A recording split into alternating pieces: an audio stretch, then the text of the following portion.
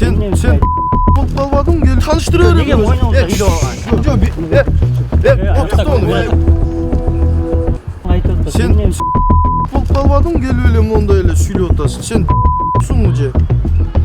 Тарты. Mesela реально көшеден тұрған же. Что ты хочешь что ли? Қараңға номер 5 болды деп күтіп отырсың ол жерде. Сен мындай буып тұр. Нері келіп тұр? Вообще не протягивай. Сен ішіңде мен таныстырам. Неге ойнауыңызға үйлі алған? Сен видеокамерамен келсең таныстыра берем. Неге ойнауыңызға үйлі алған? Тоқта оны. Бар.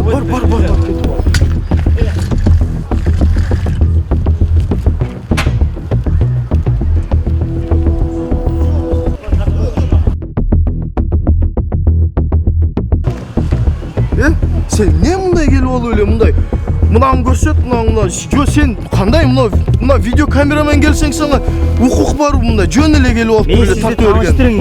Жо сен мен таныштырғым келбейт ат мен сен менен сүйлөшкөндө.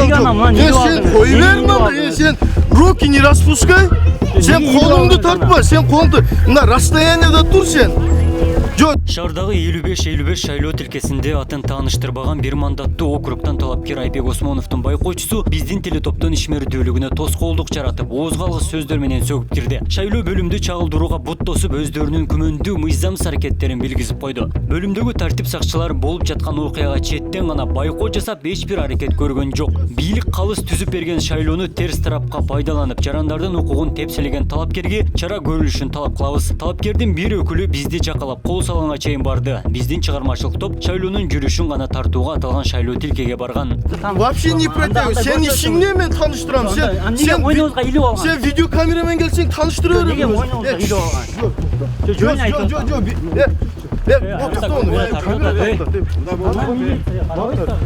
Бар.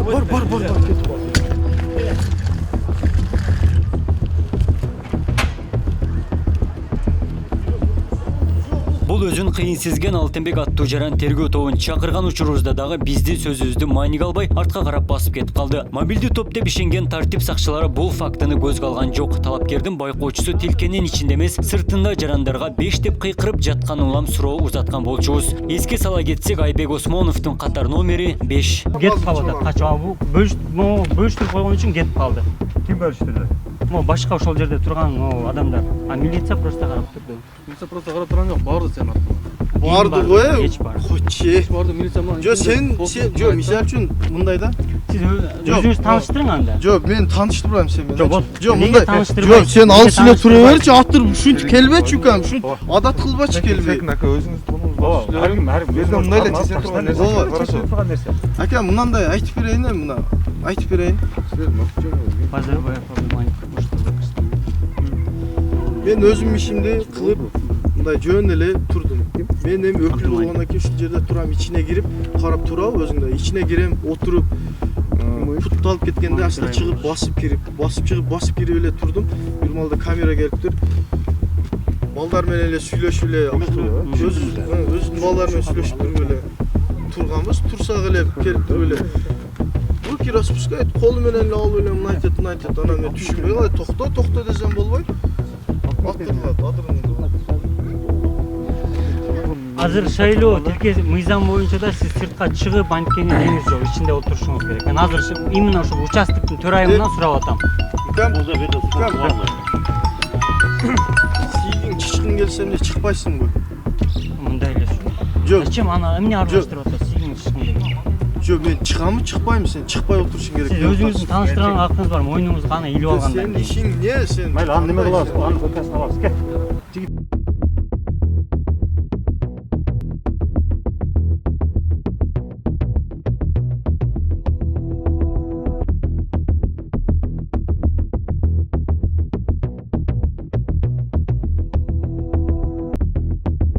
Ош шаарында 55 сандуу шайлоо участогунда бүгүнкү Ош шаарынын жергиликтүү массовдун каражаттары кызматкерлерине кол салуу болуптур. Ал кол салууну биз видеодон көрдүк. Чындыгында ал жерде кайсы бир кандидаттын же болбосо партиянын өкүлдөрү экен. Мен ойлойм бул моюнча азыр бул маселени ички иштер органдарына тапшыра турган болсок, бул моюнча да бир жыйынтыктоочу өзүнүн бир сөзүн айтат деп. Бирок негизинен айткан карай турган болсок, бийлик тарабынан коюлган шарттар, бийлик тарабынан коюлган нормалар бийлик тарабынан аткарууга аракет кылынышып атат. Бирок жергиликтүү эми өзүбүз байкагандай жарандардын активдүүлүгү гана калып атат. Себеби